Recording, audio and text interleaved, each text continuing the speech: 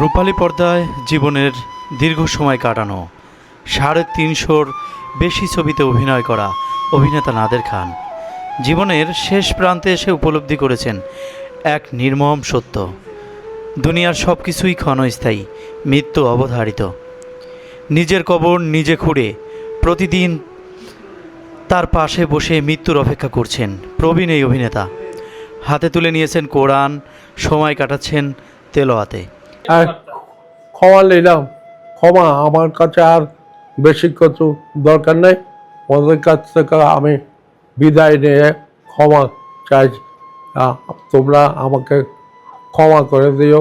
যদি অন্যায় করে থাকি, আল্লাহর হস্তে মাফ করে দিও। যে মানুষটি এক সময় আলো ঝলমলে পর্দায় দর্শকদের বিনোদন দিয়েছেন, আজ তার কাছে সেই রঙিন দুনিয়ার চেয়ে আখেরাতের চিন্তাই যেন বড় হয়ে উঠেছে। তার জীবনের এই দৃশ্য সত্যিই হৃদয় ছুঁয়ে যায়। খ্যাতি, অর্থ, যশ সব কিছুই একদিন পেছনে পড়ে থাকে। শেষ ঠিকানা হয় কয়েক হাত মাটির নিচে।